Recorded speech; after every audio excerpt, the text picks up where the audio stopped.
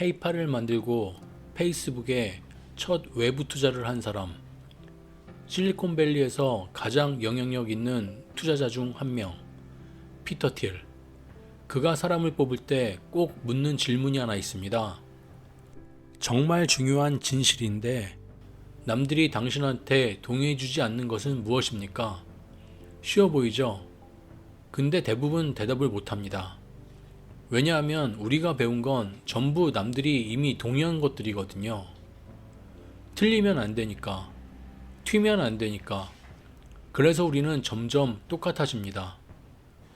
피터 틸은 이렇게 말했습니다. 뛰어난 생각은 흔치 않다. 하지만 천재적인 아이디어보다 더 희귀한 건 그걸 말할 용기다. 오늘은 그의 책 제로 투 원을 통해 이야기해 보려고 합니다. 왜 대부분은 1에서 100으로 가려 하고 왜 진짜 부와 성공은 0에서 1로 가는 사람에게만 찾아오는지. 끝까지 보시면 아마 스스로에게 질문 하나를 던지게 될 겁니다. 잠깐 생각해 보세요. 지금까지 살면서 남들과 완전히 다른 생각을 해본 적 있나요? 아마 있을 겁니다. 근데 그걸 말한 적은요? 대부분은 말 못합니다. 왜냐하면 우리는 그렇게 훈련받지 않았거든요. 학교에서 배운 건 뭐였죠? 정답이 정해진 문제, 선생님이 원하는 답, 시험에 나오는 것만 외우기.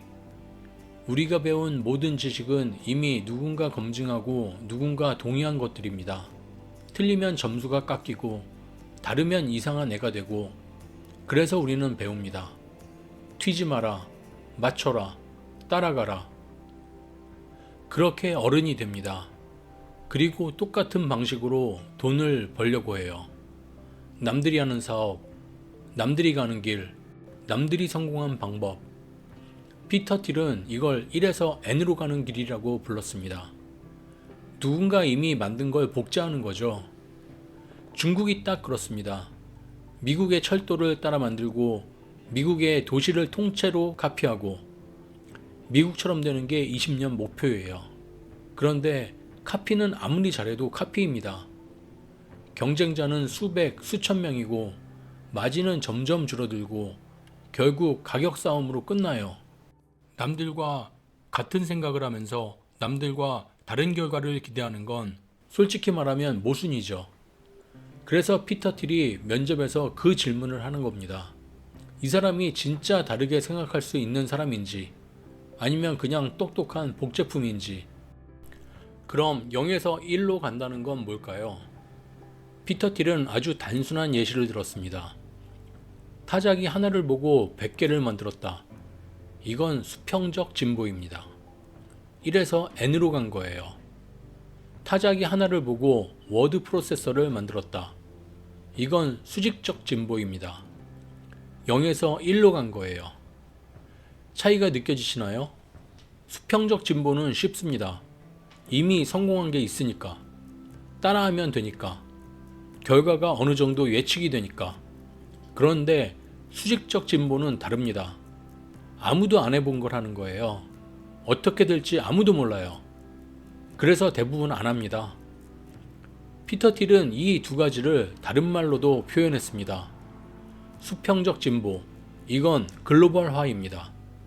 한 곳에서 성공한 걸 전 세계로 퍼뜨리는 거죠. 수직적 진보, 이건 기술입니다. 새롭고 더 나은 방식으로 뭔가를 가능하게 만드는 거죠. 그리고 여기서 피터 틸이 굉장히 중요한 말을 합니다. 대부분의 사람들은 글로벌화가 미래를 결정할 거라 믿는다. 하지만 진실은 기술이 더 중요하다.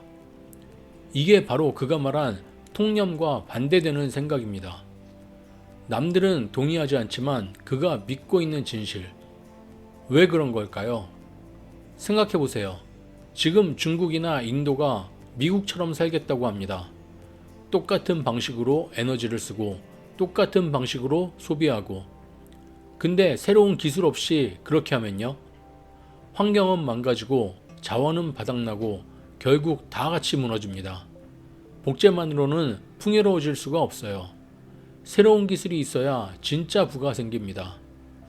그리고 한 가지 더, 우리가 잊고 있는 게 있습니다.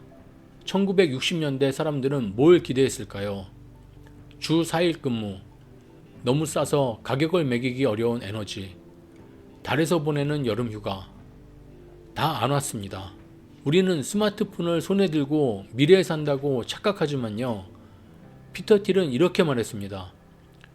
스마트폰은 우리 주변을 잊게 만들 뿐만 아니라 우리 주변이 이상하게도 구식이라는 사실까지 잊게 만들었다. 컴퓨터와 통신 빼고는요, 20세기 중반 이후로 극적으로 발전한 게 거의 없습니다. 그래서 피터 틸이 말하는 겁니다. 더 나은 미래가 저절로 오는 게 아니라고. 누군가 상상하고 누군가 만들어야 한다고. 그게 바로 0에서 1로 가는 사람들의 역할입니다. 그럼 0에서 1로 가는 건 누가 하는 걸까요? 천재들? 엄청난 자본을 가진 대기업? 아닙니다. 피터 틸은 역사를 봤습니다. 세상을 바꾼 건 누구였는지. 미국을 만든 건 거대한 조직이 아니었습니다. 건국의 아버지들, 사명감으로 똘똘 뭉친 소수의 사람들이었죠. 과학의 혁명을 이끈 것도 마찬가지입니다. 17세기 영국, 뉴턴, 보일, 후크 같은 과학자들이 모였습니다. 왕립학회라는 이름으로요. 국가 프로젝트가 아니었어요. 그냥 호기심 많은 사람들의 작은 모임이었습니다.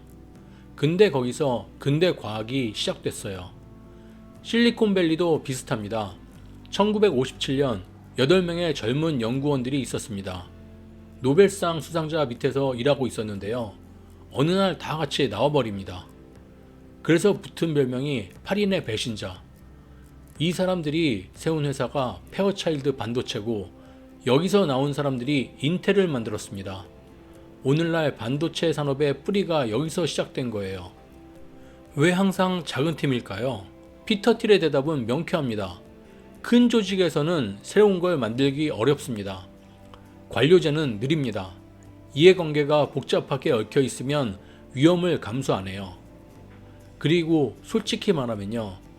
변비에 걸린 것처럼 제 기능을 못하는 조직에서는 실제로 일을 하기보다 일이 진척되고 있다는 신호만 보내는 게 승진에 더 유리하다. 피터 틸이 책에 직접 쓴 말입니다. 혹시 지금 다니는 회사가 이렇다면요. 그는 이렇게 말했습니다. 당장 그만두는 편이 낫다고.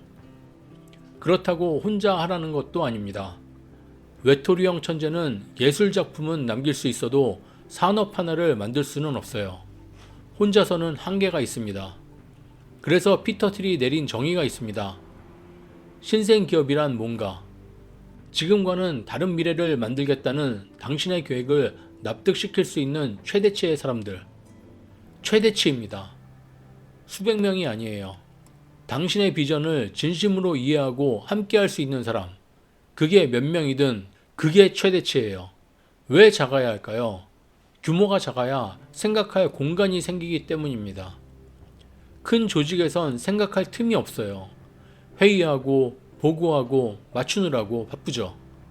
근데 작은 팀은 다릅니다. 진짜 중요한 질문을 던질 수 있어요. 우리가 뭘 만들어야 하는지, 세상이 뭘 필요로 하는지, 그게 0에서 1로 가는 시작입니다. 다시 처음으로 돌아가 볼게요.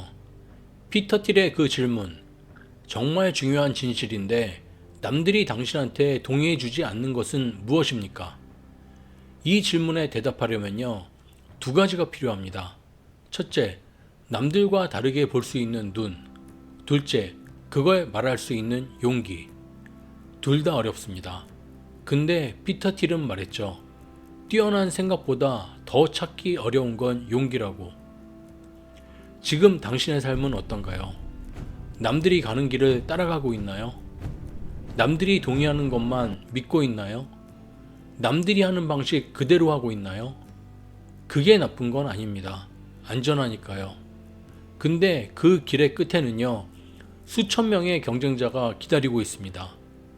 0에서 1로 간다는 건요, 거창한 게 아닙니다. 당연하다고 생각하는 것에 질문을 던지는 거예요. 백지 상태에서 다시 생각해 보는 거예요. 내가 진짜 믿는 게 뭔지, 남들은 모르지만 나만 보이는 게 뭔지, 그게 당신의 0에서 1입니다. 피터 틸은 이렇게 말했습니다. 당연시되는 생각에 의문을 제기하고 백지 상태에서부터 다시 사업을 생각하라. 사업만이 아닙니다. 인생도 마찬가지예요. 여기서 잠깐 멈춰서 생각해 보세요. 나만 알고 있는 진실은 뭘까? 그리고 그걸 말할 용기가 나한테 있는가? 그 질문이 당신의 미래를 바꿀 수 있습니다.